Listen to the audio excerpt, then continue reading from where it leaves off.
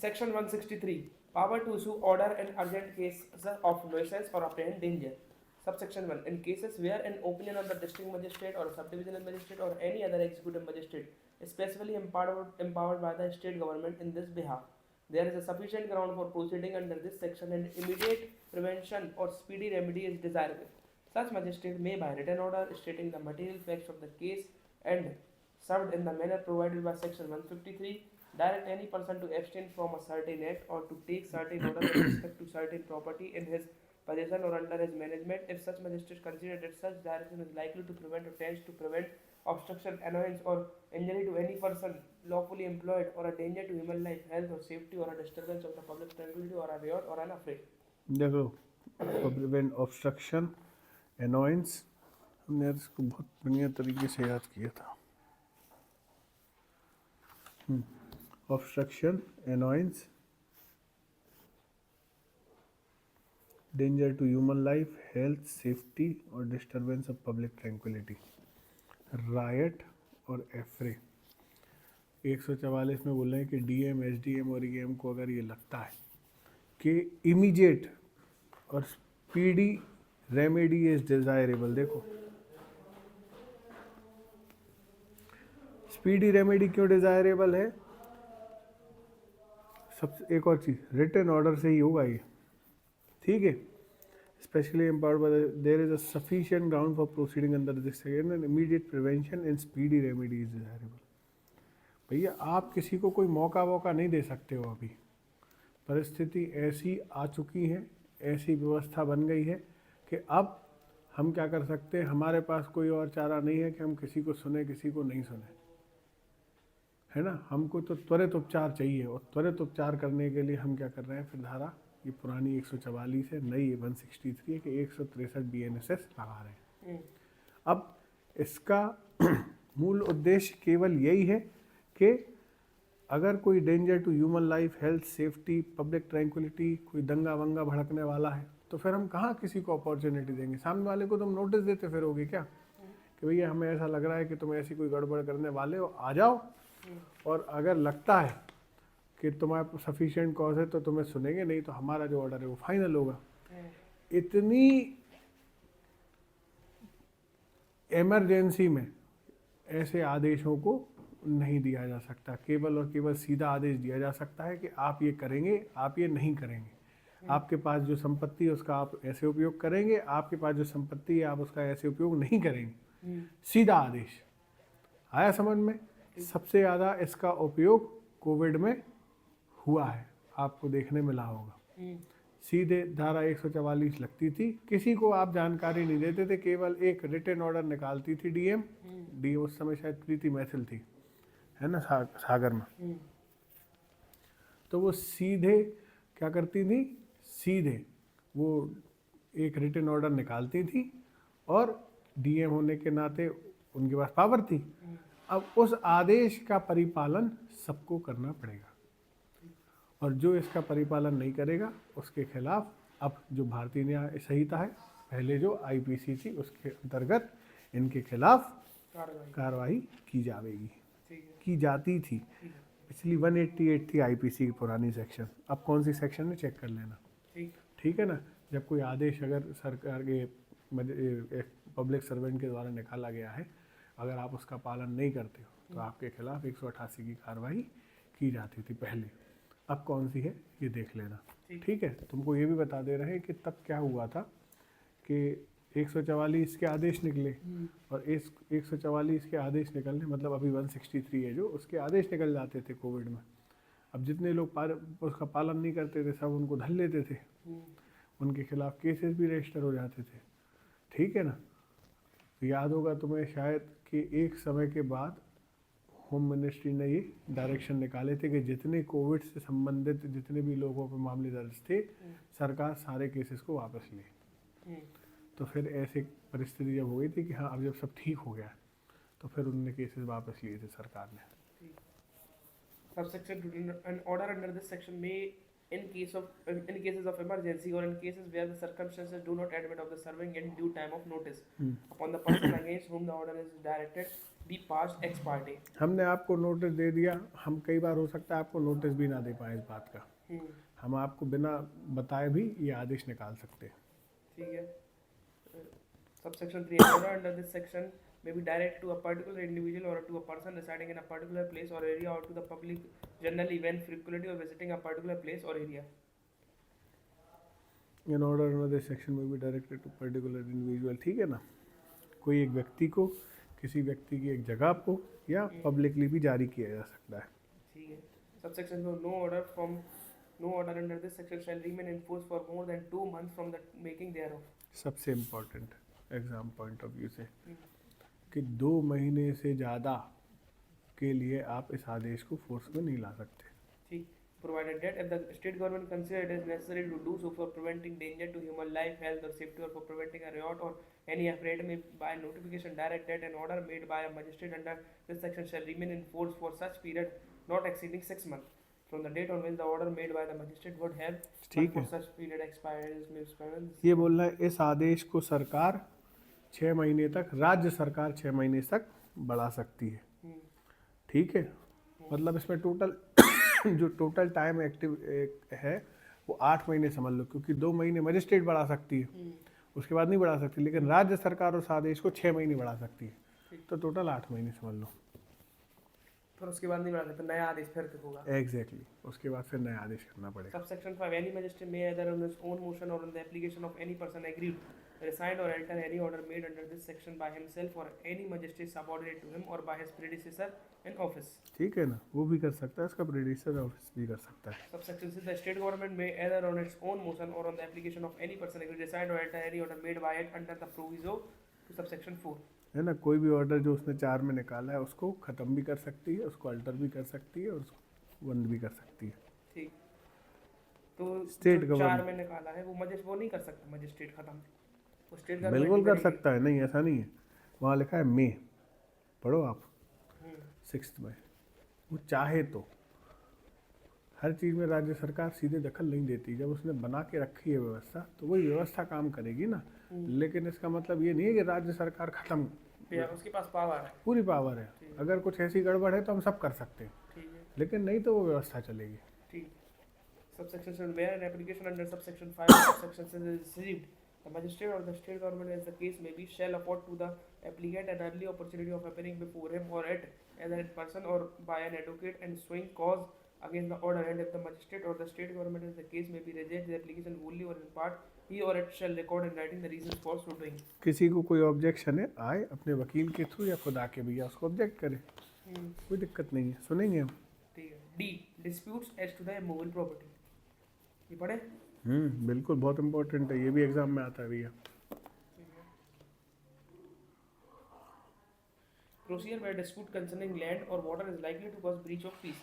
Whenever an executive magistrate satisfies from a report of a police officer or upon other information that a dispute likely to cause a breach of the peace exists concerning any land or water or the boundaries thereof within his local jurisdiction, he shall make an order in writing stating the ground of his being so satisfied.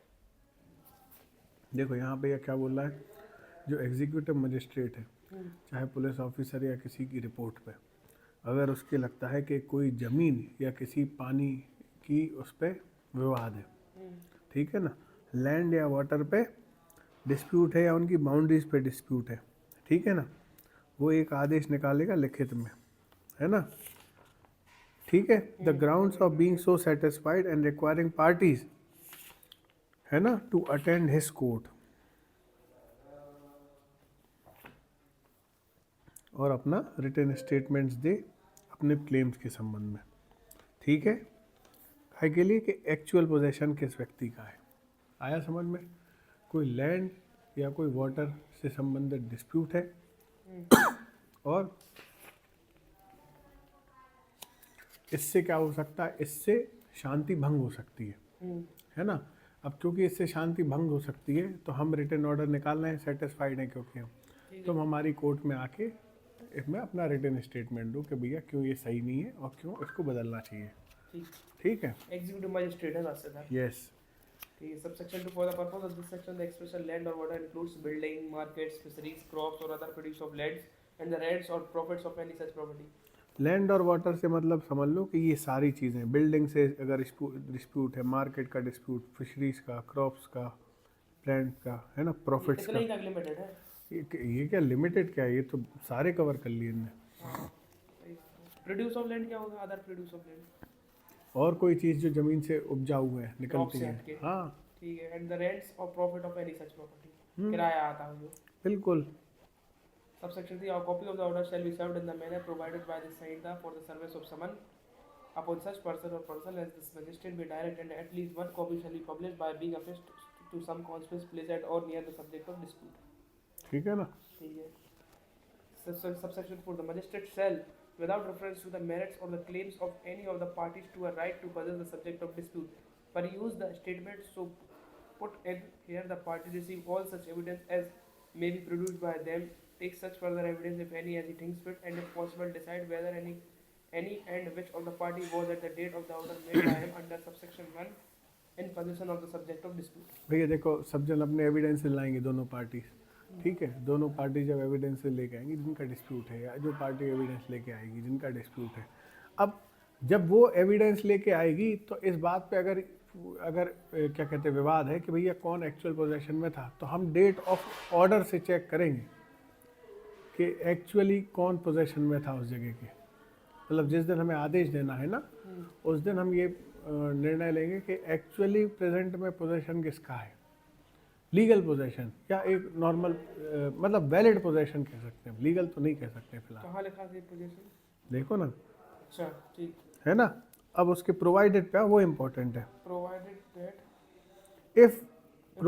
That if it appears to the magistrate that any party has been forcefully or wrongfully dispossessed within 2 months next before the date of the report of the police officer या other information, अगर magistrate को जब ये dispute आता है, magistrate को ये लगता है कि जिस दिन हमें पुलिस इन्फॉर्मेशन मिली थी या जिस दिन किसी व्यक्ति ने हमें ये इन्फॉर्मेशन दी थी, उस दिन के 2 महीने पहले से यही व्यक्ति एक्स व्यक्ति या यही व्यक्ति वाई व्यक्ति उस प्रॉपर्टी के पोजेशन में था, तो फिर हम उसको पोजेशन देना प्रेफर करेंगे जब तक वो डिस्प्यूट सॉल्व नहीं होता।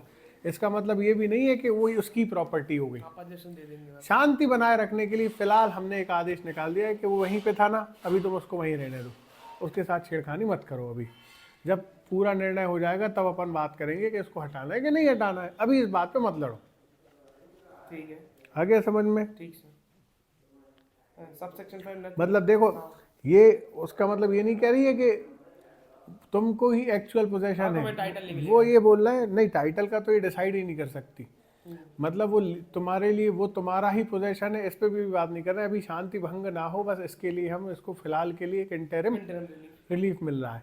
ठीक है, अब ये देखो ना कि उसको ये मानेंगे। देखो ये क्या बोल रहे हैं कि अगर 2 महीने के पहले तक अगर कोई डिस्पोजेस हुआ है, उसमें लिखा है कि जब इंफॉर्मेशन मिली या पुलिस ने जब इंफॉर्मेशन दी, उन 2 महीने के बीच में जिस व्यक्ति को डिस्पोजेस किया, तो हम ये मानेंगे कि इसी को डिस्पोजेस किया है, तो हम उसको वापस रख देंगे। ठीक है, आया समझ में? ये कह रहे हैं। ठीक। Nothing in this section shall preclude any party so required to attend or any other person interested from showing that no such dispute as aforesaid exist or has existed, and in such case the magistrate shall cancel his said order, and all further proceeding thereon shall be stayed, but subjected to such cancellation the order of the magistrate and the subsection shall be final. Final उसको court में आगे आके magistrate की court में आके कहता है कि साहब कोई विवाद ही नहीं है, तो वो आदेश कैंसिल कर देगा। लेकिन जब तक वो कैंसिल नहीं कर रहा तब तक वो आदेश फाइनल रहेगा। ठीक है, ये प्रिक्लूड मतलब क्या होगा? मतलब उसको रोकेगी नहीं कोई चीज़, कि अगर मजिस्ट्रेट ने अब आदेश कर दिया है तो अब बोलो साहब आपका आदेश हो गया, अब ये करे कैंसिल कराने आ गए, तो भैया कोई रोक नहीं सकता उन्हें कैंसिल कराने से। अगर जेन्युइन चीज़ है, कैंसिल हो सकता है तो करा लो।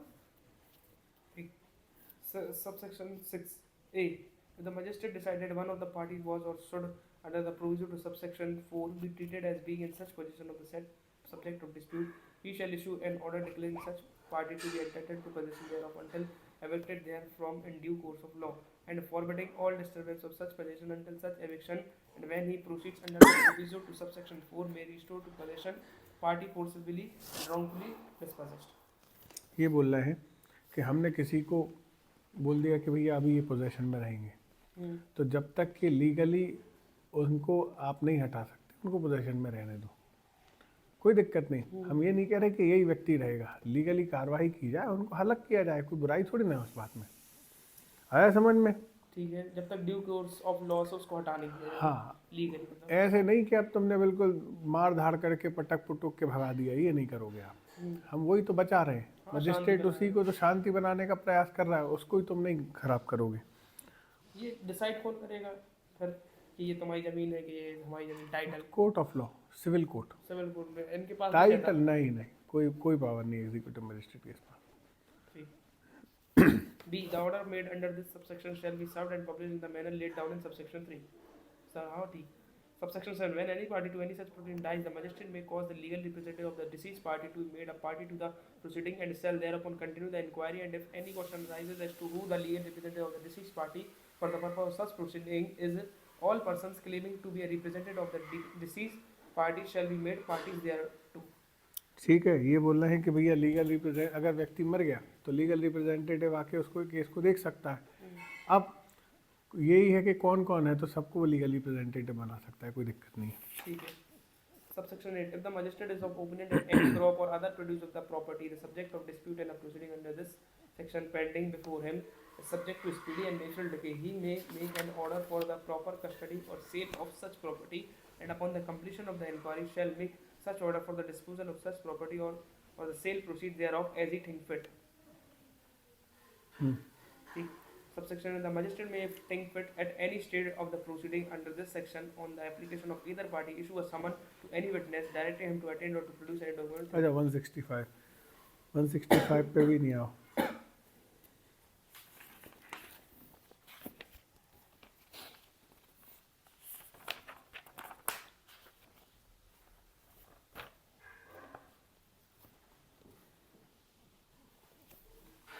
वन 165 की हेडिंग याद कर लो बस, और कौन कर सकता, मजिस्ट्रेट ही है ना, बस ठीक है।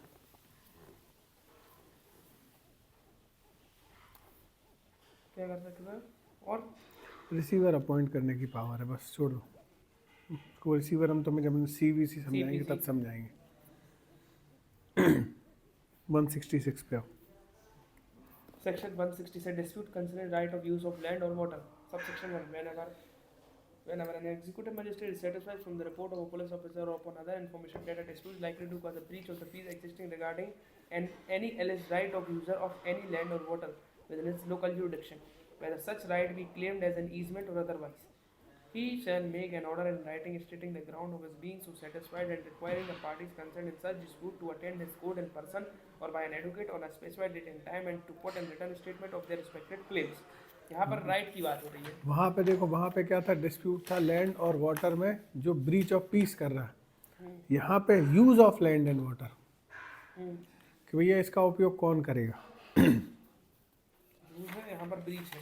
हाँ, अब बेसिकली वहाँ पे लड़ाई हो रही है कि अरे कौन उसका पोजेशन रखेगा। यहाँ पे लड़ाई है कि कौन उसका उपयोग करेगा। होता है ना, देखो कई बार ऐसा होता है कि जो जात पात करते हैं लोग। अब एक हैंड पंप लगा है, बहुत बढ़िया है क्वेश्चन, बहुत पुरानी बात बता रहे हैं, हमने देखा है क्योंकि इसलिए जात पात के चक्कर में क्या करते थे जो लोग थे, वो एक जो आसपास ब्राह्मण फैमिली रहती थी तो एक वो लगा था हैंड पंप।